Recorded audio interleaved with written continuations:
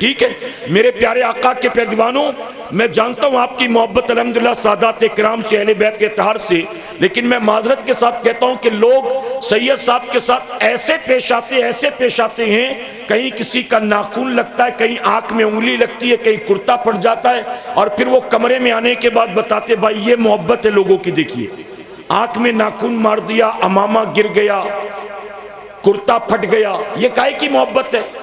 अब बताइए औलादे गौसे आजम के साथ ये सुलूक अगर गौसे आजम के जमाने में हुए होते तो क्या करते आप लोग? ये एहतराम है अहले बैत का, ये एहतराम है उलमा का। मेरे प्यारे आका के प्यारे दीवानों, हमें दीदार हो जाए उलमा का, हमारे लिए यही काफी है। सबको चुमना, चाटना, लपकना, गिरना पड़ना जरूरी है सबके ऊपर? बताइए है? और मेरे प्यारे आका अलैहिस्सलातु तस्लीम के प्यारे दीवानों, ये भी सुन लें, सिर्फ सैयद अमीनुल कादरी साहब किबला नहीं, यहाँ उलमा इकराम की अच्छी खासी लंबी चौड़ी जमात बैठी है, और ये वो लोग बैठे हैं जिनके बारे में खुद हुजूर अकरम सल्लल्लाहु अलैहि वसल्लम ने फरमाया कि जिसने किसी आलिम को देखा उसने गोया मुझे देखा।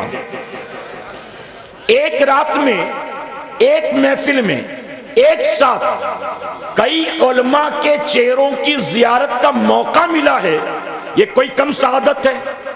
उसके बाद में कहोगे धक्का भी मारेंगे मौलाना को, हाथ भी खींचेंगे मौलाना का, लपक के चूमेंगे भी, ये बताइए अदब के खिलाफ है कि नहीं है? तो थोड़ा सा सीखे, ये छोटी छोटी चीजें, लेकिन इसका सीखना बहुत जरूरी है। मेरे प्यारे आका अलैहिस्सलातु तस्लीम के प्यारे दीवानों, आप आले रसूल पर, औलादे गौसे आजम पर, आप उलमा इकराम पर, सादात इकराम पर मोहब्बत की बुनियाद लपकते हैं, धक्के मारते हैं, नोचते हैं, खींचते हैं, ये सारी चीजें जाहिर है कि उन्हें तकलीफ देती है, और ये तकलीफ देकर आप सवाब के हकदार नहीं होते, गुनाहगार होते हैं। किसी मोमिन को धक्का देना भी हराम है, किसी मोमिन को, फिर किसी आलिम को धक्का दें, किसी सैयदजादे को धक्का दें, क्या बताइए ये हराम नहीं होगा? मेरे प्यारे आका के प्यारे दीवानों, मोमिन की दिल आजारी हराम है, मोमिन को मामूली सी तकलीफ पहुंचाना हराम है। तो थोड़ा सा अदब सीखें, और बिल्कुल जो है मोहब्बत की बुनियाद, अदब का दामन हाथ से नहीं छूटना चाहिए कि इंशाअल्लाह हजरे अस्वद को चूमने पर भी सवाब है, लेकिन अगर धक्का मुक्की के इम्कानात वहां ना पहुंच सके तो इशारे से भी चूमेंगे तो अल्लाह इस पर भी सवाब अता फरमाएगा। अगर आपको बासानी दस्तबोसी का मौका मिल जाए, बासानी आपको मुसाफे का मौका मिल जाए, अल्हम्दुलिल्लाह, नहीं मिलता तो कोई बात नहीं, हमें जियारत का मौका मिल गया, ये भी काफी है, ठीक है। मेरे प्यारे आका के प्यारे दीवानों, मैं तमहीद के तौर पर ये कुछ बातें अर्ज कर रहा हूं, आपको असल खिताब सैयद साहब का ही सुनना है इंशाअल्लाह। मैं मुख्तसर वक्त के लिए आया हूं, मुझे जो उन्वान दिया गया है उस उन्वान पर लंबी चौड़ी गुफ्तगू करने का मौका नहीं है, लेकिन तमहीद के तौर पर दो चार बातें आपको समझाऊंगा। हुजूर अकरम सल्लल्लाहु अलैहि वसल्लम ने सहाबा इकराम से फरमाया कि मेरे सहाबियों, तवज्जो है ना आपकी? जो लोग सुन रहे हैं जरा इस तरफ सुभान अल्लाह एक मर्तबा कह दें, जिनकी तवज्जो है वो ही कहें, बाकी खामोश रहें, कहें सुभान अल्लाह। मेरे प्यारे आका के प्यारे दीवानों, ये जो सारा प्रोग्राम चल रहा है ये आखिर तक चलता रहेगा। हम ये देखने के लिए नहीं आए हैं, हम यहां नजर रखें जो मिंबर से आप तक पहुंचाने की कोशिश की जा रही है। मैं अर्ज कर रहा था कि हुजूर अकरम सल्लल्लाहु अलैहि वसल्लम ने फरमाया अपने सहाबा इकराम से, कि मेरे सहाबियों, जब कभी तुम्हारा गुजर जन्नत के बागों से हो तो तुम वहां जन्नत के कुछ मेवे भी चर लिया करो। अब जब सहाबा इकराम ने यह सुना तो बड़ा ताज्जुब हुआ कि जमीन पर भला जन्नत के बाग कहां से मिलेंगे? हमने मक्के में खजूरों के बाग देखे, हमने मदीने में भी खजूरों के बाग देखे, हमने अरब के मुख्तलिफ शहरों में खजूरों के बाग देखे, आखिर जमीन पर जन्नत के बाग कहां मिलेंगे? तो अर्ज करते हैं कि या रसूल अल्लाह सल्लल्लाहु अलैहि वसल्लम, जमीन पर जन्नत के बाग कहां मिलने वाले हैं? तो हुजूर अकरम सल्लल्लाहु अलैहि वसल्लम ने फरमाया कि जमीन पर जो अल्लाह के जिक्र की महफिल सजती है वो जन्नत का बाग हुआ करती है। क्या पता चला?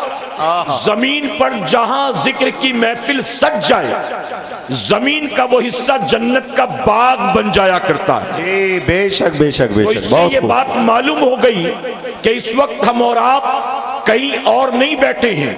हम कहां बैठे हैं जी? हम जन्नत के बाग में बैठे हैं।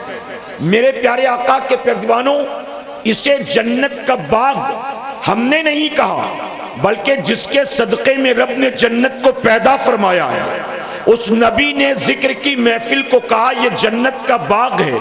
और यह जन्नत का बाग हमारे और आपके जमा होने से नहीं बना, बल्कि अल्लाह के जिक्र की बरकत से यह मैदान जन्नत का बाग बन गया।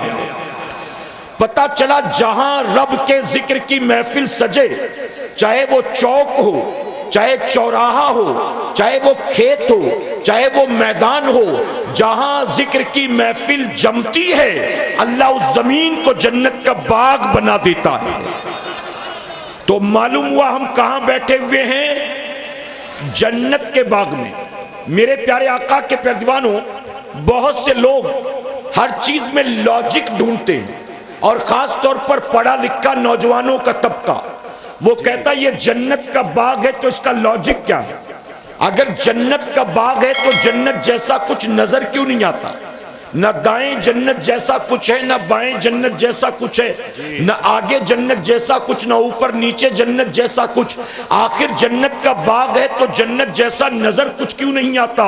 तो मेरे प्यारे आका के प्यारेवानों, याद रखें, नबी ने फरमाया ये जन्नत का बाग है। अल्लाह तबारक तआला कादिर मुतलक है। अल्लाह जन्नत का बाग दिखा कर भी बात को मनवा सकता है, लेकिन अल्लाह की आदत करीमा ये है, अल्लाह दिखा कर बात को नहीं मनवाता है, अल्लाह महबूब से कहलवा कर बात को मनवाता है। बेशक बेशक बेशक। अल्लाह चाहे तो दिखा दे कि जन्नत का बाग है जी, लेकिन देखने के बाद माना तो ये कमाल नहीं है। कमाल तो ये है कि देखा नहीं, महबूब ने कह दिया और हमने मान लिया कि ये जन्नत का बाग है। मेरे प्यारे आका के प्यारेवानों, आप देखें, मेराज पाक की तारीख करीब है। हुजूर अकरम सल्लल्लाहु अलैहि वसल्लम जब सफरे मेराज से वापस आए तो सहाबा इकराम ने हुजूर अकरम सल्लल्लाहु अलैहि वसल्लम को घेरा। तवज्जो है ना आपकी? आकर अर्ज करते हैं, या रसूल अल्लाह सल्लल्लाहु अलैहि वसल्लम, हमने खुदा को नहीं देखा, लेकिन आप तो देख कर आ गए हैं। आपके कहने पर हमने अपने बाप दादा के दीन को छोड़ा, अपने बाप दादा के बातिल माबूदों को छोड़ा। आका, हमने अल्लाह को देखा नहीं है, आप देख कर आ गए हैं। अबू जहल हमको छेड़ता है, अबू लहब हमको छेड़ता है, उतबा शैबा हमें परेशान करते हैं। वो कहते हैं कि एक मोहम्मद के कहने पर सल्लल्लाहु अलैहि वसल्लम तुमने बाप दादा के खुदाओं का इनकार कर दिया। अरे जिस खुदा को तुमने देखा नहीं है, जिसकी आवाज को तुमने सुना नहीं है, जिसे तुम कभी महसूस नहीं कर सकते हो, आखिर तुमने उसका कलमा पढ़ लिया। हमारे साथ मक्के के बुत कदे में चलो, हम वहां तुम्हें अपने खुदा दिखाते हैं। वहां लात का बुत मौजूद है, मनात का बुत मौजूद है, उज्जा का बुत मौजूद है। हम तुम्हें अपने खुदा को दिखाते हैं, तुम देख भी सकते हो, उनके करीब जाकर बैठ भी सकते हो, हाथ लगाकर उन्हें महसूस भी कर सकते हो। आका, दिन रात मक्के के मुशरिकीन हमको परेशान करते हैं। ऐ आका, हम उनको जवाब देना चाहते हैं, हमने खुदा को नहीं देखा, आप देख कर आ गए हैं। कम से कम हमको बता ही दें हमारा रब कैसा दिखाई देता है, हमें बताएं कि हमारा मौला कैसा दिखाई देता है। तो जानते हो मेरे नबी ने क्या जवाब दिया था? आका फरमाते हैं, तुम मुझसे पूछते हो, मैं तुम्हें बताऊं कि अल्लाह कैसा दिखाई देता है? अरे कोई मिसल हो तो मिसाल दो, अल्लाह ऐसा दिखाई देता है। अल्लाह जैसा कुछ भी नहीं, कैसे बताऊं कि अल्लाह कैसा दिखाई देता है? जब नबी ने फरमाया कोई मिसल हो तो मिसाल दो, तो जानते हो सारे सहाबा बिन देखे एक जबान होकर पुकार उठे, एक देखने वाले का कहा मान लिया है, एक देखने वाले का कहा मान लिया है, बिन देखे तुझे हमने खुदा मान लिया। बहुत खूब, बहुत खूब, माशाअल्लाह, बहुत खूब। नारे तकबीर, नारे रिसालत, उलमाए अहले सुन्नत। हमने अल्लाह फैजाने कुरान कॉन्फ्रेंस। हमने अल्लाह को देखा? जी जी, नहीं देखा। मानते हैं ना, कुरान अल्लाह का कलाम है, नबी ने कह दिया, हमने मान लिया ना। नबी के कहने पर जन्नत को भी मान लिया, नबी के कहने पर मैदान क़यामत को भी मान लिया, नबी के कहने पर हिसाब किताब के दिन को भी मान लिया। जब नबी के कहने पर जन्नत को मान सकते हो तो उसी नबी के कहने पर इस मैदान को, जन्नत का बाग क्यों नहीं मान सकते हो? तो हम कहां बैठे हैं? जन्नत के बाग में बैठे हैं तो फिर उसका अदब भी होना चाहिए ना। जन्नत के बाग में बैठे हैं तो उसका एहतराम भी होना चाहिए। अब मेरे प्यारे आका के प्यारे दीवानों, सहाबा इकराम को जन्नत के बाग का पता चल गया तो सहाबा इकराम अर्ज करते, आका वहां मेवे कौन से मिलेंगे खाने को? यानी जन्नत के बाग में बैठे तो मेवा कौन सा? तो हुजूर अकरम सल्लल्लाहु अलैहि वसल्लम फरमाते हैं, जिक्र की महफिल में बैठकर सुबहान अल्लाह कहना, माशा अल्लाह कहना, अल्लाह अकबर कहना, ये गोया जन्नत के बाग में बैठकर जन्नत का मेवा खाने की तरह से। तो अल्लाह ने जन्नत के बाग में बिठाया है। अब यहां बैठकर जिससे जितना हो सके जन्नत का मेवा खाकर जाएंगे, कहे इंशाअल्लाह। मेरे प्यारे आका अलैहिस्सलातु तस्लीम के प्यारे दीवानों, अब एक बात और अर्ज करूंगा, जब अल्लाह के जिक्र की बरकत से जमीन का हिस्सा जन्नत का बाग बन सकता है, अगर अपने घरों में भी हर मुसलमान अल्लाह के जिक्र की आदत बना ले, अल्लाह हर मुसलमान के घर को भी जन्नत का बाग बना देगा। और जब घर जन्नत का बाग बनेगा तो घर में नहुसत नहीं होगी, घर में अल्लाह की रहमत का नुज़ूल होगा। जब घर जिक्र की बरकत से जन्नत का बाग बनेगा तो भाई भाई में झगड़े नहीं होंगे, अल्लाह दिलों में मोहब्बत पैदा करेगा। जब जिक्र की बरकत से हमारे घर जन्नत का बाग बनेंगे तो बीवी शौहर का हक अदा करती नजर आएगी, शौहर बीवी का हक अदा करता नजर आएगा, औलाद माँ बाप का एहतराम करती हुई नजर आएगी। जब घरों में जिक्र की बरकतों से अल्लाह घर को जन्नत का बाग बनाएगा तो घर में मुसीबत नहीं होगी, अल्लाह घर में बरकत का नुज़ूल फरमाएगा। तो हमें मैदानों में ही जिक्र नहीं करना, घरों में भी अल्लाह के जिक्र की आदत डालनी है कि इंशाअल्लाह। अब एक और बात बताऊं, मेरे प्यारे आका के प्यारे दीवानों, जन्नत के बाग में बैठे उलमा भी मौजूद हैं, कोई फतवा न लगा, एक बात मोहब्बत की अर्ज करता हूं, कयामत के दिन जब हिसाब किताब मुकम्मल होगा, जहन्नमियों को जहन्नम में झोंक दिया जाएगा और जन्नतियों को जन्नत में दाखिल कर दिया जाएगा। कह सुभान अल्लाह। जन्नतियों को जन्नत में दाखिल किया जाएगा। फिर फरमाया गया, जिनके सीने में राई के दाने के बराबर ईमान होगा, ऐसे जहन्नमियों को जहन्नम से निकाल कर जन्नत में दाखिल कर दिया। सुभान अल्लाह, क्या बात है, बहुत कैसे होंगे? हुजूर अकरम सल्लल्लाहु अलैहि वसल्लम की शफाअत के सदक़े उन जहन्नमियों को जहन्नम से निकाल कर जन्नत में दाखिल कर दिया जाएगा। ये तो आता है किताबों में कि बहुत से जहन्नमी जहन्नम से निकालकर हुजूर की शफाअत के सदक़े या सीने में राई के दाने के बराबर ईमान होगा, उसकी वजह से निकालकर जन्नत में दाखिल कर दिया जाएगा। लेकिन जो जन्नती एक बार जन्नत में चला गया फिर उसे जन्नत से निकाला नहीं जाएगा। मेरे प्यारे आका के प्यारे दीवानों, अरे ये तो मुमकिन है कि किसी जहन्नमी को जहन्नम से निकालकर जन्नत में दाखिल कर दिया जाए, लेकिन ये कभी नहीं होगा कि किसी जन्नती को जन्नत में जाने के बाद जन्नत से निकालकर जहन्नम में डाला जाए। तो अब इससे ये बात मालूम हो गई, जब मेरे करीम ने हमें जीते जी जमीन पर जन्नत के बाग में बैठने का मौका दे दिया है, तो जिस रब ने महबूब के सदक़े जमीन पर जन्नत के बाग में बिठा दिया, अब मरने के बाद मेरा करीम हमें जन्नत से नहीं निकालेगा। हम जैसे ही मरेंगे अल्लाह हमें जन्नत में दाखिल फरमाएगा। नारे तकबीर, नारे रिसालत, उलमाए अहले सुन्नत। इसी तरह एक बात और याद रखिए, अब जन्नत के बाग में बैठे हो, ऐ मेरी कौम के जवानों, यहां से उठने से पहले तय कर लेना, जन्नत के बाग से होकर आ रहे हैं, बेशक अब जहन्नम में जाने वाला काम नहीं करेंगे। कहे इंशाअल्लाह, इंशाअल्लाह। वरना जन्नत के बाग से बैठकर निकला और फिर चला जहन्नम के रास्ते पर, तो बताइए उसे जहन्नम से कोई बचा सकता है? इसीलिए हुजूर अकरम सल्लल्लाहु अलैहि वसल्लम फरमाते हैं, तुम जहन्नम में गिरना चाहते हो, मैं तुम्हारी कमर पकड़ पकड़ कर तुम्हें बचाता हूं। आप जानते हैं अगले महीने में एक ऐसी रात आती जिसे हम और आप शबे बरात कहते हैं, निजात की रात, आजादी की रात। हदीस मुबारका में आता है कि उस रात अल्लाह ताला कबीले बनु कल्ब की बकरियों के बालों के बराबर अपने बंदों को जहन्नम से आजाद फरमा देता है। और उलमा क्या फरमाते हैं, जहन्नम से आजाद किसको करता है अल्लाह? सूफिया को नहीं, औलिया को नहीं, तहज्जुद गुजारों को नहीं, खौफे खुदा में रोने वालों को नहीं।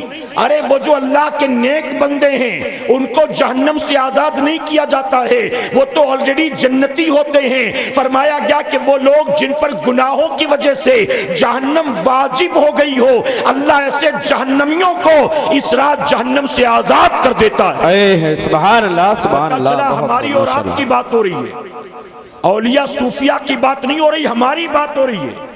अब बताइए, शबे बरात में अल्लाह ने हम जैसे गुनाहगार को माफ कर दिया, लेकिन दूसरे दिन उठने के बाद फिर हम वही गुनाहों के काम कर रहे हैं, फिर वही जहन्नम के काम कर रहे हैं। अल्लाह ताला ने हमारे जहन्नम से निजात का सामान किया, लेकिन सुबह उठने के बाद फिर हमने जहन्नम ही का काम किया। तो बताइए, फिर जहन्नम से हमें कोई बचा सकता है? और हमारा हाल यही है कि नहीं है? मेरे प्यारे आका के प्यारे दीवानों, मैं उलमा की मौजूदगी में आपसे सवाल पूछता हूं। पिछले 2-2.5 साल का अरसा जो हमारी आंखों के सामने से गुजरा है, जिसे पेंडेमिक कहते हैं, जिसे कोरोना काल कहते हैं, आप बताइए इन 2-2.5 सालों में हमने और आपने, हमारे छोटे छोटे बच्चों ने वो सारी चीजें अपनी आंखों से देखी जो हमसे पहले बूढ़े बुजुर्गों ने सोचा भी नहीं था। बताइए, गलत तो नहीं कह रहा हूं? कभी आपने सोचा था हमारे शहर की मस्जिद में ताला होगा, लोग नमाज़े जुमा अदा करने नहीं जा सकेंगे, गवर्नमेंट की तरफ से पाबंदी होगी? आपने कभी सोचा था कि मार्केट, फ्लाइट, बसें, ट्रेन, अस्पताल, ये सब के सब लॉकडाउन की वजह से बंद होंगे? आपने कभी सोचा था? मेरे प्यारे आका के प्यारे दीवानों, एक अनदेखा, अनछुआ, अनजाना दुश्मन जिसे कोरोना वायरस कहते हैं, चाइना से चला, हमारे मुल्क तक नहीं पहुंचा, हमारे शहर तक पहुंच गया, हमारे गांव तक पहुंच गया, हमारी गली तक पहुंच गया, हमारे घर तक पहुंच गया। आप बताइए, इन 2-2.5 सालों में हमने कोरोना की वजह से क्या कुछ अपनी आंखों से देखा है? अरे करोड़ों लोग इस वायरस की चपेट में आए हैं और लाखों लोग इसकी वजह से मौत के घाट उतर गए हैं। मेरे प्यारे आका के प्यारे दीवानों, वो इंसान जो बुढ़ापे की वजह से, वो इंसान जो बीपी और शुगर की वजह से, वो इंसान जो ब्लड प्रेशर और टीबी की वजह से, वो इंसान जो हार्ट के प्रॉब्लम की वजह से अपने घर के अंदर कमरे में कैद करके अपने आप को बैठा था कि मैं बाहर नहीं निकलूंगा वरना मुझे कोरोना हो जाएगा।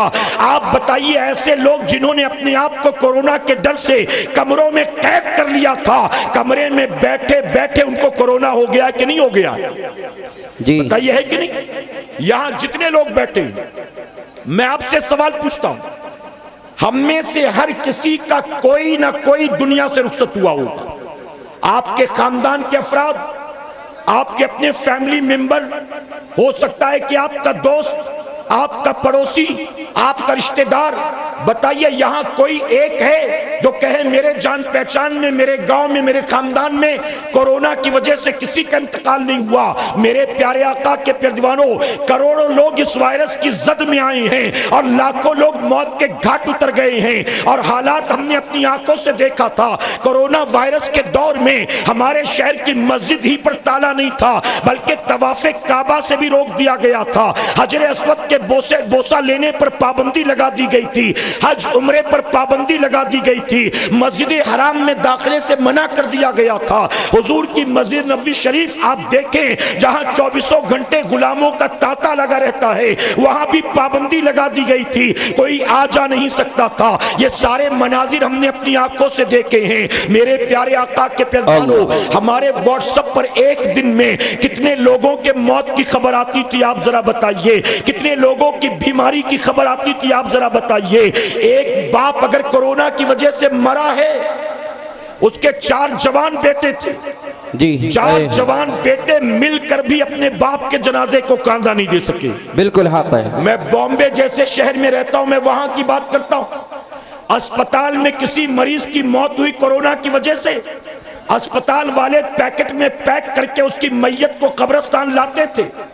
ना घर वाले चेहरा देख सकते हैं, ना मैयत को गुस्ल दे सकते हैं, ना उसको कफन पहना सकते हैं, ना नमाजे जनाजा पढ़ सकते हैं। मैयत को पैकेट में पैक करके अस्पताल से लाया जाता था और कब्र में उतारा नहीं जाता था, कब्र में उठाकर फेंक दिया जाता था। आपने सोशल मीडिया पर ऐसे मनाजिर देखे होंगे। ऐ सरकारे मदीना के प्यारे दीवानों, 68 साल का बूढ़ा बाप रोता रह गया, 32 साल का जवान बेटा दुनिया से चला गया, माँ रोती बिलखती रह गई, अपने बेटे का चेहरा नहीं देख सकी है। न जाने कितनी बच्चियां बेवा हो गई, न जाने कितने बच्चे यतीम हो गए, न जाने कितनों के सुहाग उजड़ गए, न जाने कितनों के बुढ़ापे की लाठी जाती रही। आप बताइए, ये सब कुछ हमने कोरोना काल में अपनी आंखों से देखा है, लेकिन इसके बावजूद हम कल भी जिंदा थे, आज भी जिंदा हैं। इन हालात से बचाकर हम सही सलामत यहां तक पहुंचे हैं। अब मैं आपसे सवाल पूछता हूं, मजमे में बैठा हर नौजवान गौर करे, हर नौजवान सोचे और जवाब दे।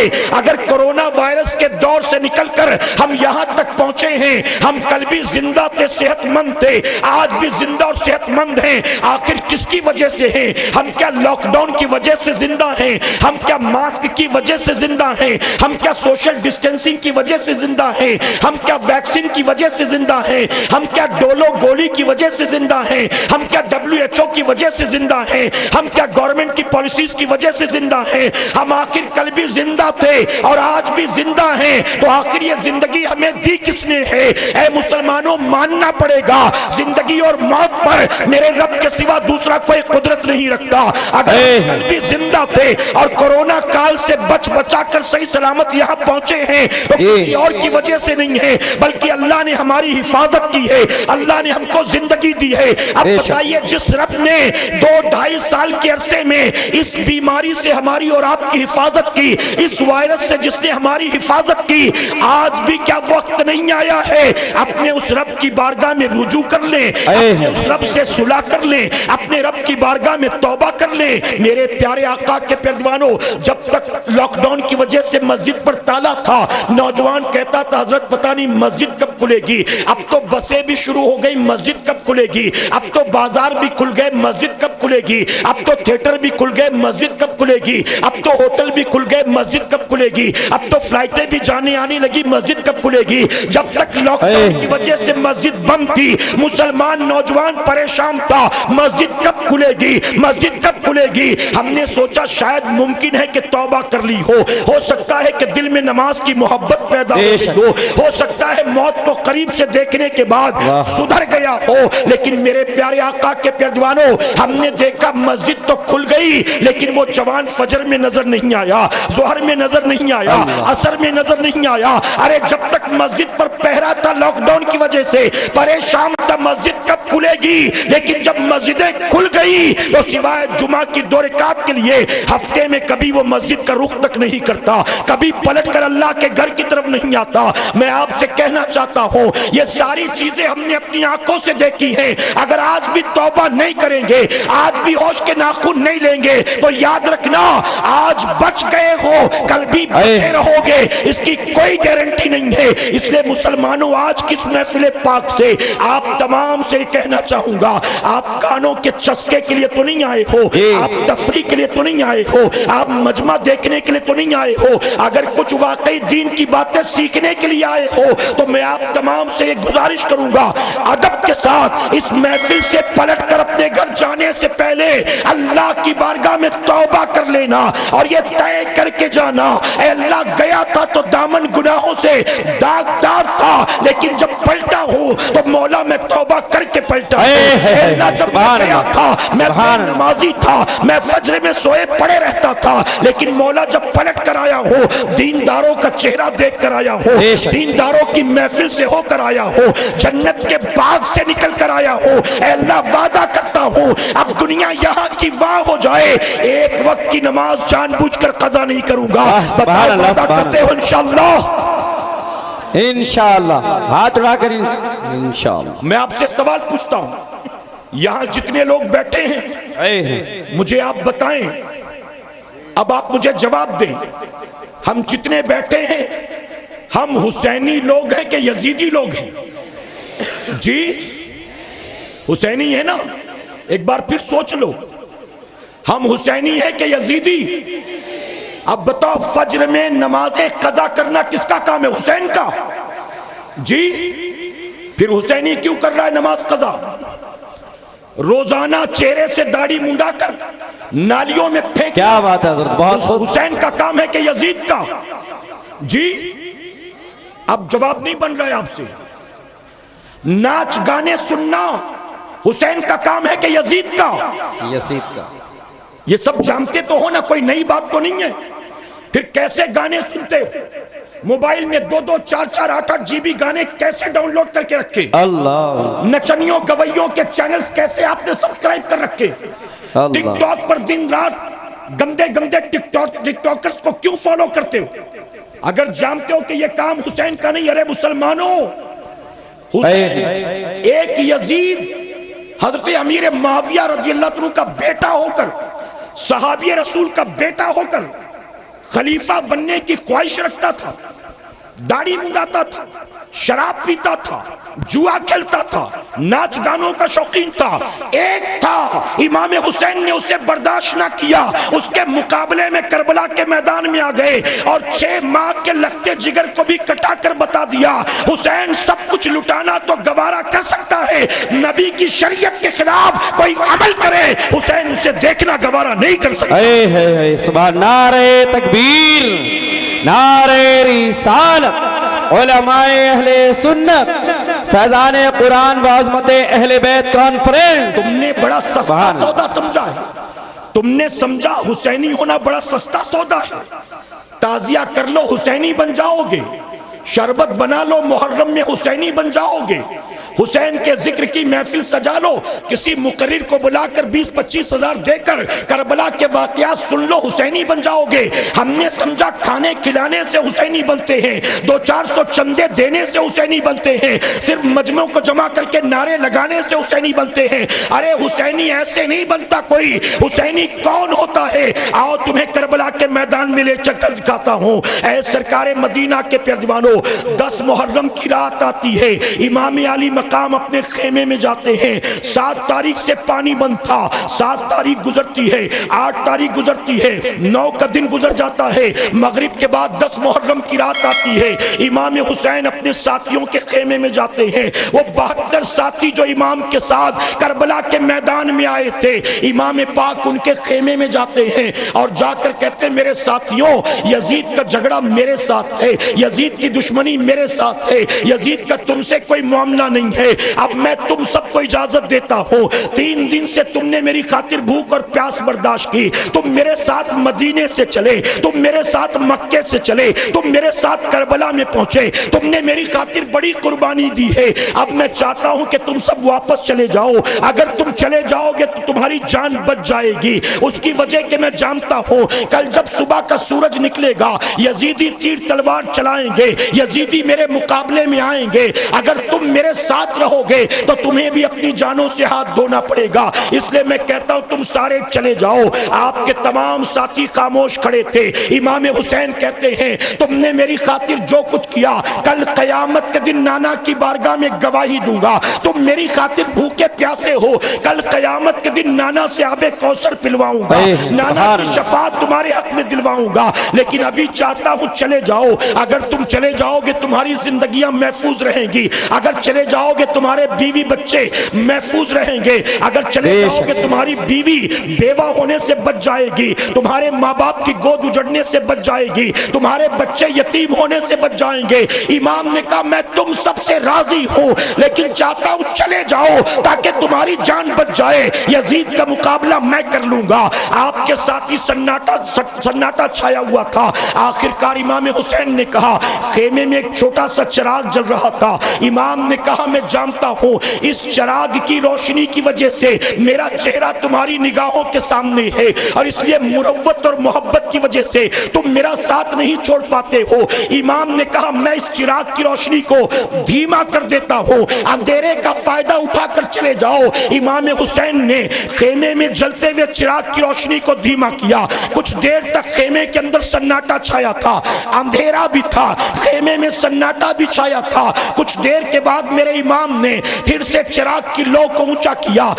जब खेमे के अंदर रोशनी फैली, इमाम हुसैन ने देखा आपका साथी चिराग को धीमा करने से पहले जहां खड़ा था 1 इंच भी दाएं बाएं नहीं हटा। हर साथी अपनी जगह पर मौजूद था, हर साथी अपनी जगह पर खड़ा था। इमाम ने कहा तुम चाहते क्यों नहीं हो? अरे मैंने कहा ना तुम्हें मैं याद रखूंगा, कयामत के दिन नाना की बारगाह में सिफारिश करूंगा। अभी चले जाओ। क्या तुम्हें अपनी जानें प्यारी नहीं है, अपने माँ बाप प्यारे नहीं है, अपने बीवी बच्चे प्यारे नहीं है? तो जानते हो 72 नफूस कुदसिया आपके साथियों ने एक जबान होकर कहा सुनो हुसैनी कौन होता है? ऐ शरबत पीने पिलाने वालों, ऐ ताजिया बनाकर ढोल गाजे बजाने वालों, रस्मी तौर पर तुम हुसैनी बनते हो, हकीकत में हुसैनी कौन होता है? करबला के मैदान से देख लो। इमाम ने कहा तुम जाते क्यों नहीं हो? तो आपके तमाम साथियों ने एक जबान होकर कहा था ऐ इमाम यकीनन हमें जाने भी प्यारी हैं, माँ बाप भी प्यारे हैं, घर बार भी प्यारा है,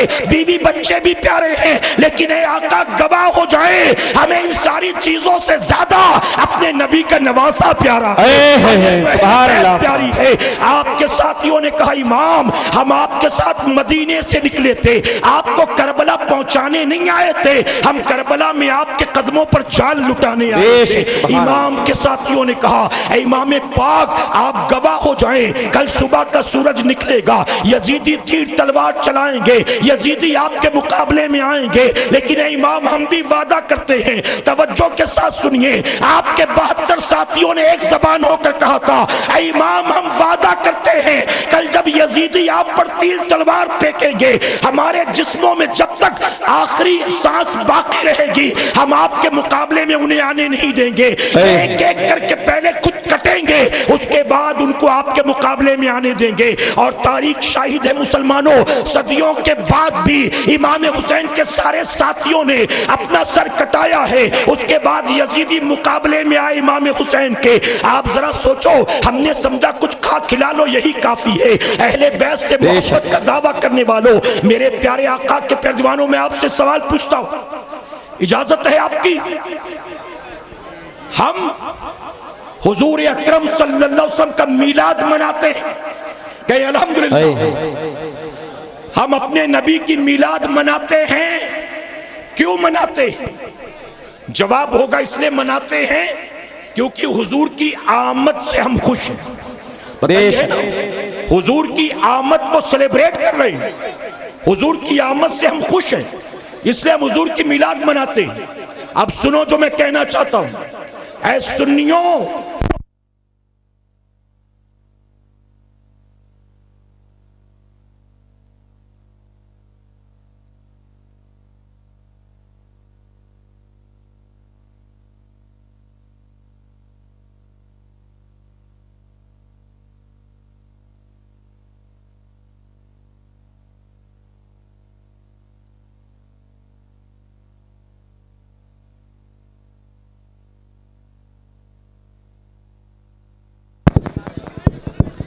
एक बार दुरूद शरीफ पढ़ लें आप।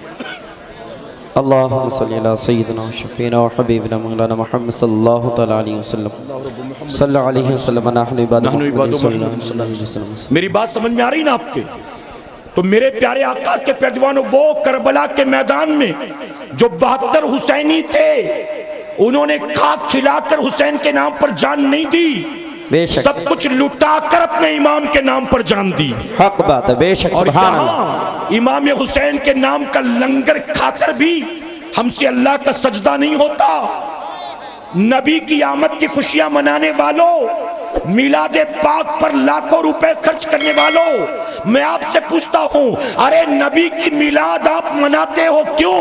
क्योंकि हम नबी के आने पर खुश हैं। जरा दिल पर हाथ रखकर जवाब दो, जिस नबी के आने पर तुम खुश होते हो, क्या कभी तुमने सोचा वो नबी भी हमसे खुश है कि नहीं है? हम तो बड़ा खुश हैं उनकी आमद पर, लेकिन वो हमसे खुश है कि नहीं भला बताओ?